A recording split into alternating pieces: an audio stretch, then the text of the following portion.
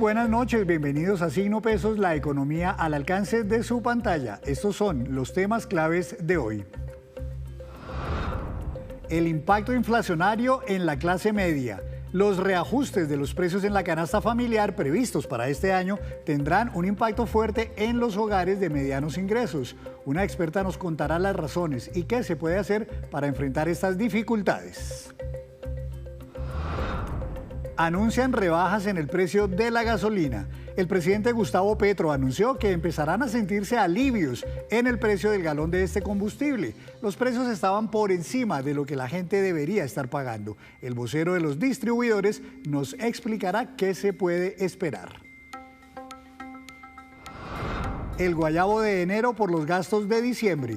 Los excesos financieros en la época navideña tienen a miles de colombianos arrancando este nuevo año sin dinero y endeudados. Les contaremos sobre un estudio que midió el llamado índice de arrepentimiento.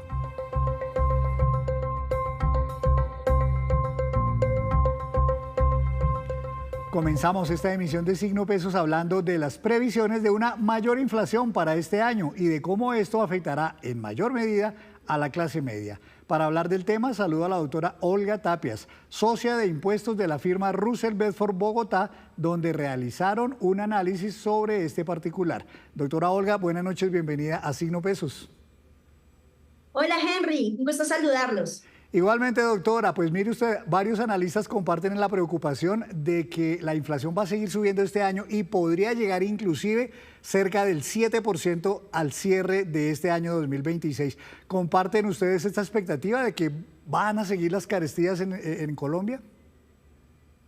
Sí, lamentablemente nosotros venimos de una inflación alta, se estimó una inflación del 5,10% y con el aumento del salario mínimo se prevé que vamos a tener una presión inflacionaria bastante alta para este 2026, que lo veremos en este primer trimestre a ver cómo responde la economía ante la inyección que va a tener a través del aumento del salario mínimo generalizado.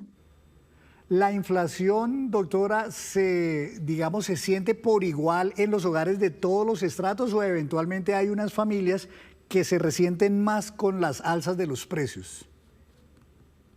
Sí, acá vamos a tener un fenómeno bien particular porque el aumento fue bastante alto, nunca habíamos tenido un aumento tan significativo y lo que va a pasar es que vamos a tener dos grupos poblacionales que se ven afectados por esta medida.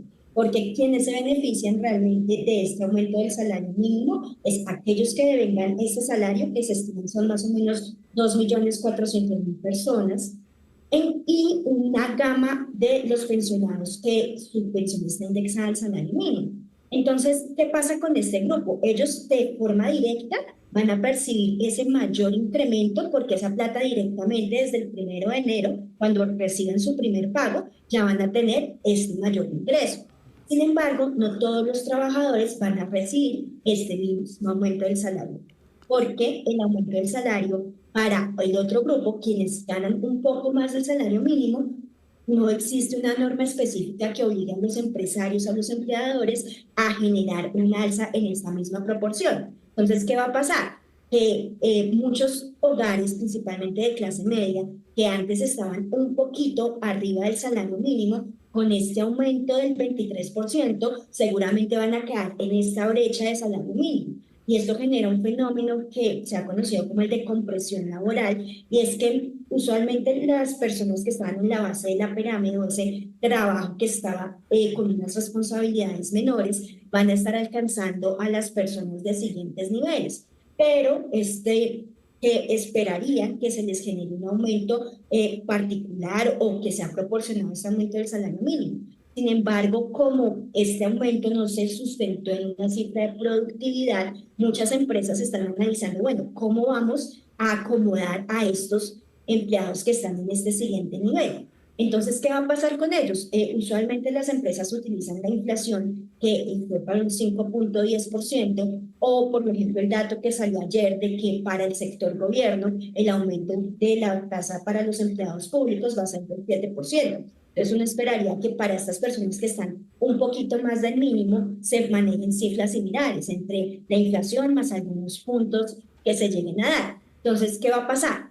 el mercado va a sentir esta presión inflacionaria del 23%, pero no todos van a ver un incremento proporcional. Entonces, el ingreso se va a mantener o va a lograr algunos puntos, pero los gastos, principalmente los que tienen mayor exposición al salario mínimo, como son alimentos y bebidas, la canasta familiar, lo que tiene que ver en vivienda en muchos casos, por ejemplo, lo que es la cuota de administración. Si bien es cierto, no todos los costos y gastos se indexan con el aumento del salario mínimo, sí es un parámetro que ayuda para que muchos de estos costos se actualicen. Entonces acá vamos a empezar un rifirrafe para ver estos costos cómo se van a ver afectados. Claro, que además no son solamente alimentos, porque el presidente Gustavo Petro decía en una locución esta semana que los alimentos están con precios estables y que esa es la prueba de que esos aumentos salariales que usted mencionaba no generan inflación, pero es que la canasta familiar no es solo alimentos, son muchas otras cosas que usted mencionaba ahora,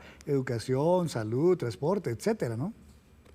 Sí, y por ejemplo acá este dato, si uno tiene en cuenta solo una fuente, entiendo que se hizo alusión a los precios en la central mayorista, pues la mayoría de gente no va a comprar a la central mayorista. Usualmente acá compran los distribuidores que al agregar su margen durante la cadena de valor, pues usualmente para poder mover de la central mayorista a los puntos de acopio donde las personas compran, se requiere la intervención de personas y muchas de ellas son remuneradas con el salario mínimo. Proba- Entonces, muchos de estos costos se van a ver trasladados. Probablemente a las clases de menores ingresos les pega mucho más las alzas en los alimentos porque para ellos los alimentos pesan mucho más. En el caso de la clase media, ¿qué tipo de rubros pesan más en el bolsillo cuando suben los precios? Sí, por ejemplo, acá vamos a tener un tema de la educación. Usualmente la clase media invierte muchísimo en educación y ¿qué va a pasar? Van a perder bienestar porque voy a tener que priorizar estos gastos, gastos de los básicos y gastos que usualmente se destinaban para otras cosas, van a tener que dedicarse para cubrir esas necesidades básicas. Entonces acá vamos a tener un vaivén porque la clase media va a lograr perder poder adquisitivo porque realmente esta bonanza que se va a generar, esta mayor dinero que se va a estar circulando, no realmente atiende a mayor productividad, sino muchas veces lo que va a generar es unos sobrecostos en los servicios que voy a estar consumiendo. Claro, está, vamos a tener que ver cuál es este efecto en el primer trimestre para lograr identificar cuál va a ser el efecto real y cuál va a ser esa inflación que se va a ver afectada principalmente en esto que vemos, alimentos y bebidas. A mí me preocupa mucho lo que es el sector hotelería y turismo, porque acá adicional al tema de alimentos tenemos lo que vimos con los decretos de emergencia económica que me impusieron unos nuevos impuestos, por ejemplo, a lo que son los licores, que me aumentó la tasa del impuesto a las ventas, un mayor impuesto al consumo y que, por ejemplo, este sector de recreación, que había sido uno de los impulsores de la economía, pues van a tener unos sobrecostos en este tema. Entonces, para la clase media, lo que yo siento es que va a generar un impacto directo en bienestar de la población. Y se habla mucho, doctora Olga, de las alzas en enero, pero en realidad durante todo el año la inflación sube, ¿no? Y también incluso hay incrementos que son estacionales, por ejemplo, los colegios en calendario B o, por ejemplo, ciertos alimentos que son, digamos, de cosecha en unos meses, pero en otros no, o, por ejemplo, los gastos de salud en ocasiones, o en diciembre, por ejemplo, también se siente mucha inflación por otras razones. O sea, esto es de no parar, todo el año se siente inflación, algunas cosas de pronto más en enero, pero otras en otros meses. Claro, y es que, ¿cuál es el efecto del salario mínimo? Que muchas veces se usa como ese techo mínimo de lo que deben percibir las personas, pero hay economías o lugares donde no realmente todo funciona en función del salario mínimo. Entonces, hay otros índices por los cuales se indexan los bienes y servicios y que se dan, usualmente se data al año calendario, pero muchas veces las anualidades tienen fechas de vencimiento. Entonces, por ejemplo, hay algo que nos puede estar preocupando es el aumento de la vivienda. Se supone que el arriendo solo puede subir en función del IPC, pero si yo estoy viendo que hay más plata en la economía, por ejemplo, una persona que paga un arriendo de 1 millón y que ahora va a tener más plata en su bolsillo porque está ganando más, venga que sería mejor terminarle el contrato y buscar un mejor postor que me pueda llegar a pagar más. Entonces puede que un cálculo sea venga, hacemos una terminación del contrato, me sale más barato pagarle la indemnización que hacer un nuevo contrato ya con unas mejores condiciones. Entonces yo creo que para la clase media esto va a ser un impacto fuerte porque puede ponerse en riesgo muchos bienes y servicios que está acostumbrada a adquirir a unos precios que atendían un poco mejor a su capacidad de consumo. Le va a tocar entonces a muchas familias de clase media, doctora, empezar a hacer una mejor planeación, quizás hacer algunas maromas para poder sobrevivir en medio de tantas alzas y con incrementos que seguramente no para todos fueron del 23%, como para los del salario mínimo, sino que seguramente a muchos o no les suben o les suben más poquito, pero los gastos sí se sienten en todo lado. Doctora Olga, muchas gracias por estar aquí en Signo Pesos y ayudarnos a explicar este tema de la inflación y cómo le pega a la clase media. Muchas gracias. Con mucho gusto, un placer saludarlos. Igualmente, doctora, muchísimas gracias. Un tema siempre muy vigente porque genera preocupación en todos los hogares del país. Hacemos una breve pausa, pero cuando regresemos espere cuáles son los países donde sus ciudadanos pueden ingresar a más países solo con el pasaporte, pero sin necesidad de visa. Ya nos vemos.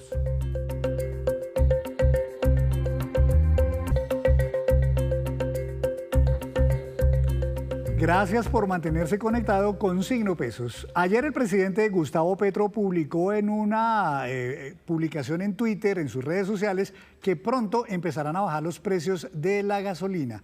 Sobre este tema vamos a hablar con el doctor David Jiménez, él es vocero de COMCE, el gremio de los distribuidores de combustible en el país. Doctor Jiménez, buenas noches de nuevo en Signo Pesos, bienvenido.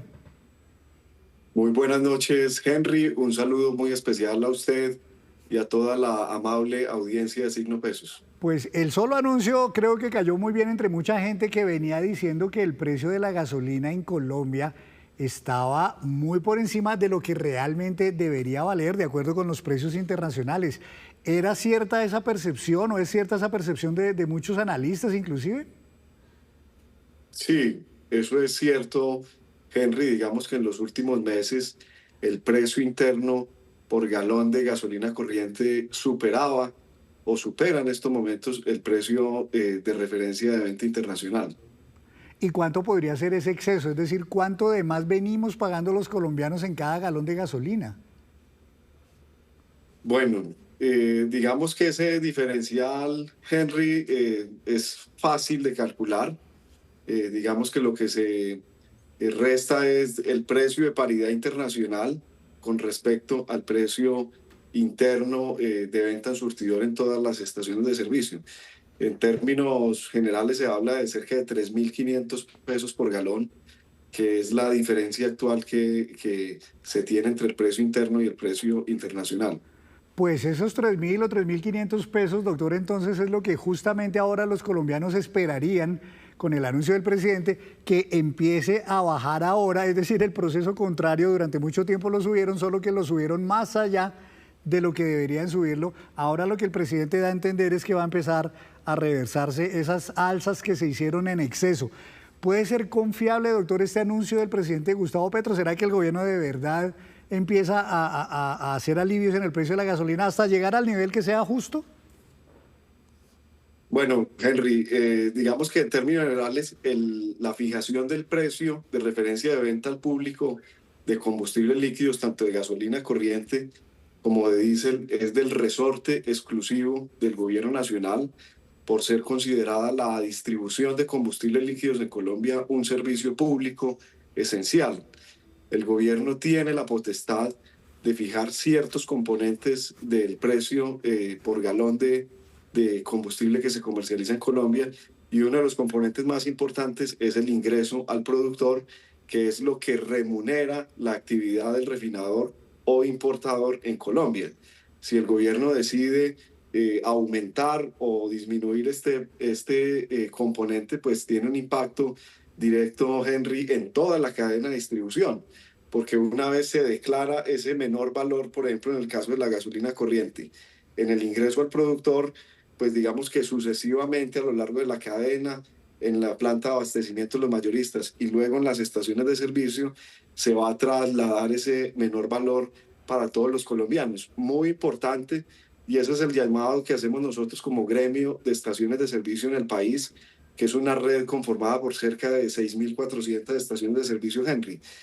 Hay que tener en cuenta la rotación de inventarios. Si bien el gobierno nacional puede decretar mañana que baje ese ingreso al productor en el caso de la gasolina corriente en los 3.000 o 3.500 pesos que se puede plantear hoy en día, pues es necesario que se tenga en cuenta que hay un inventario que se compró a un precio mayor por parte de los distribuidores mayoristas y por parte de nosotros las estaciones de servicio, pues que tiene que venderse para poder luego comprar ese nuevo inventario a un menor valor. Y eso puede tardar, Henry, entre 4 o 5 días, dependiendo pues de la región o de la ciudad de que se trate. Cada dueño, cada propietario de estación de servicio pues tiene sus inventarios, tiene su rotación y pues tendrá que salir de ese inventario comprado a un valor alto y luego pues que entrase a comprar con un inventario de menor valor. Haber llegado a los precios que tenemos hoy día en el precio de la gasolina, doctor, pues fue una cosa de muchos meses. ¿Será que ahora, digamos, empezar a desmontar ese exceso de alzas que decretaron, será rápido o será también muy gradual a lo largo de pronto de muchos meses? Pues nosotros los economistas solemos decir, Henry, que los precios suben en ascensor y bajan en escalera.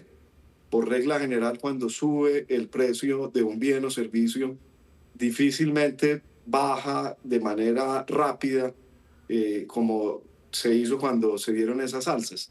Digamos que aquí es importante tener en cuenta que el gobierno nacional, cuando decide modificar ese ingreso al productor, sea aumentándolo o bajándolo, atiende principalmente a razones de costos fiscales relacionados con, digamos, el costo de oportunidad de vender un galón refinado o importado en Colombia.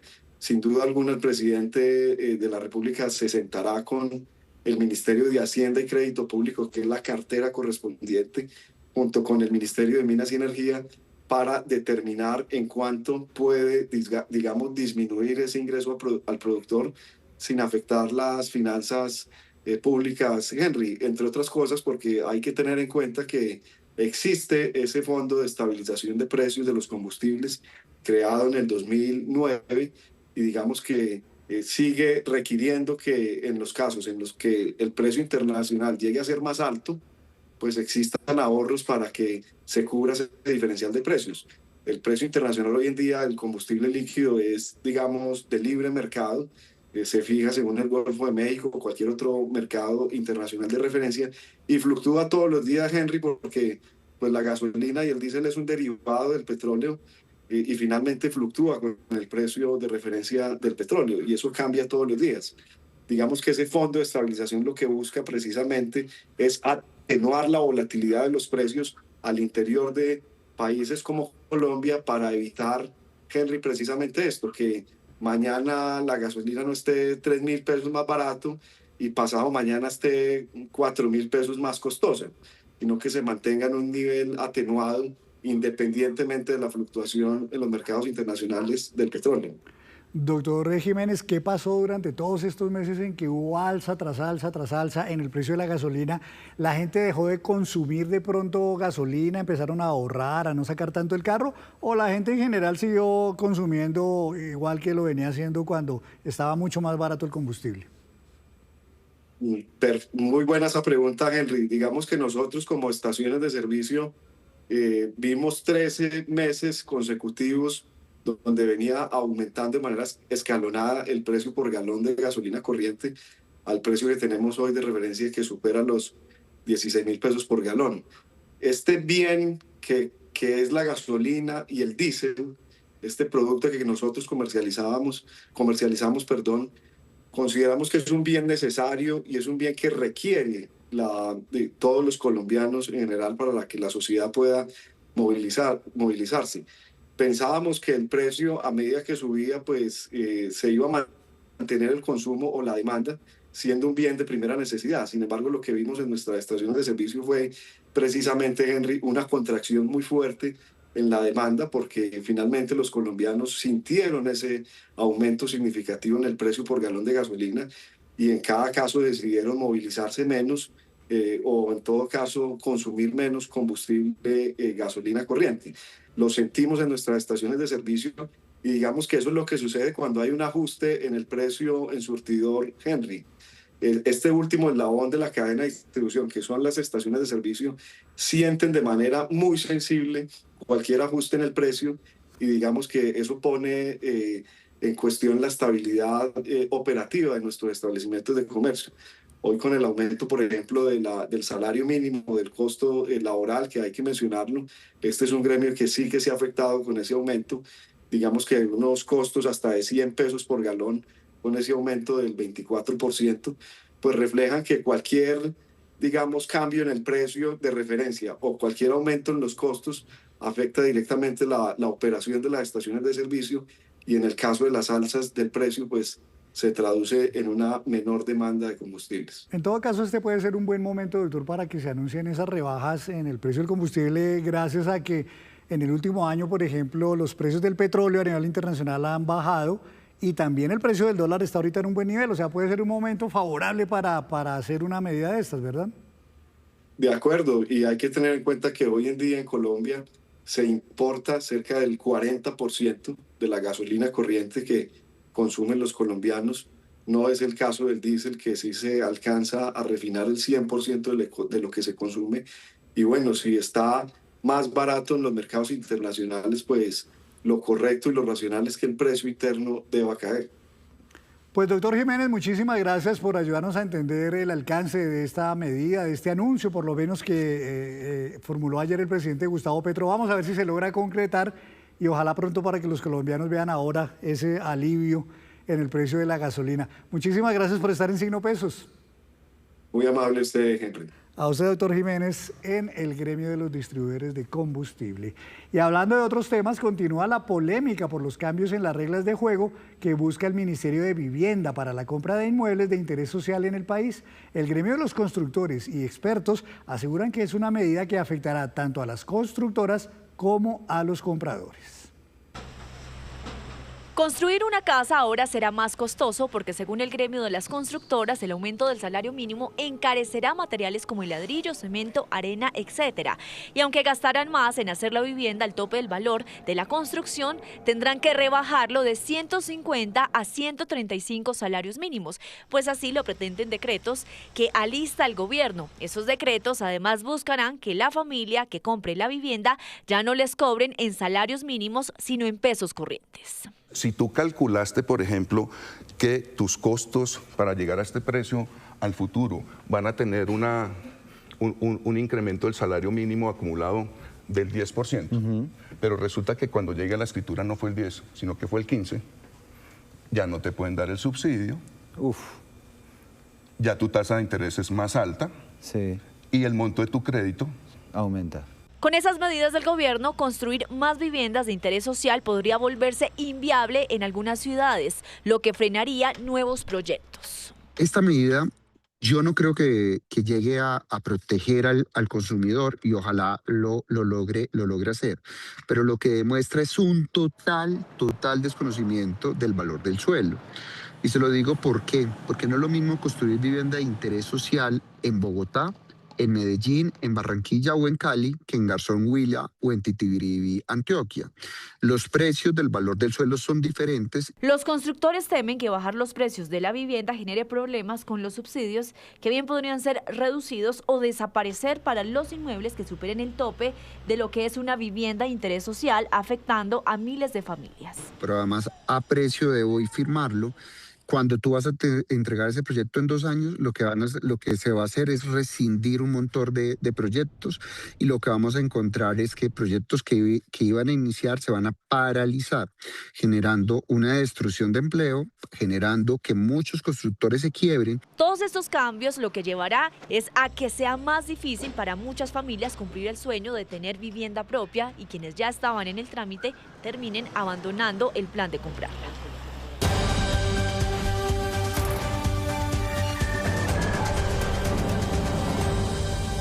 La movida empresarial de hoy es del grupo Falabella, que adquirió la participación que tenía en varias de sus empresas en Colombia la organización Corona. Se trata de una operación por 159 millones de dólares que permite consolidar la presencia y el dominio del grupo Falabella en Colombia en áreas que para este grupo resultan estratégicas. Con este acuerdo, Falabella adquiere de Corona el 35% de Falabella Retail, el 31% del Banco Falabella, el 35% de Seguros Falabella y el 35% de ABC de Servicios SAS. Esta transacción se venía negociando desde junio pasado, cuando Corona notificó su salida voluntaria de esta sociedad. Al margen de esta operación, Falabella y Organización Corona seguirán siendo socios en Sodimac Colombia, donde Corona tiene el 51% de acciones y Falabella tiene el 49%. Y luego de disfrutar las fiestas de fin de año, muchos colombianos viven el llamado guayabo financiero, que es el arrepentimiento o malestar por la forma como gastaron su platica en diciembre. La compañía Mejor CDT le tomó el pulso al índice de arrepentimiento. Jefferson reconoce que en diciembre se le fue la mano con los gastos, viajes, celebraciones, salidas a comer y regalos. Hoy sufre de guayabo financiero. Pasé con mi familia, regalos, compartir con amigos, pero sí se pudo haber planeado mejor. ¿Se arrepiente un poco? Sí, claro. De haber organizado mejor. De haber organizado mejor, haber empezado a ahorrar con tiempo. Por estos días, más de uno siente ese arrepentimiento, pues ni saben en qué se les fue la plata o por qué no ahorraron parte de su prima o salario. El 79% de los colombianos se arrepiente del uso que le dio a sus ingresos extra, lo cual es una cifra bastante preocupante, más teniendo en cuenta la época de diciembre. El top de gastos más comunes en la época de fin de año fue vacaciones, deudas, compras, regalos, necesidades básicas y finalmente ahorro e inversión. 8 de cada 10 colombianos planearon qué iban a hacer con su ingreso extra. Sin embargo, 88% de los colombianos terminó volviendo ese ingreso en plata de bolsillo. Por lo tanto, lo que nos dice esto es que el problema es de ejecución. Los más arrepentidos están en Barranquilla y Medellín, donde el consumo predominó sobre el ahorro. Solo 2 de cada 10 colombianos inician el año con tranquilidad financiera. Liz Urrego es uno de ellos. Pero la realidad es que hay que ser cauteloso y pues no dejarse llevar pues por lo que uno quizá pueda ver en la cuenta y pues poder hacer cosas que pues no sean. Para la próxima recuerde planificar y ejecutar bien sus gastos en diciembre, pero sobre todo cumplir ese plan para que en enero no sufra el guayabo por los excesos de diciembre. Y antes de despedirnos, los dejo con este dato. Los pasaportes más poderosos del mundo para este año 2026, según un dato de Passport Index, son estos. En primer lugar está Singapur, con acceso a 192 países sin necesidad de visa. Luego el pasaporte japonés, que permite el ingreso a 188 destinos sin visa. Luego vienen Corea del Sur con 188 destinos, Dinamarca con 186 países y Luxemburgo con un ingreso sin visa a 186 países. Y así terminamos por hoy. Los esperamos mañana con una nueva emisión y toda la información económica que usted necesita saber. Esto es Signo Pesos, la economía al alcance de su pantalla. Feliz noche para todos.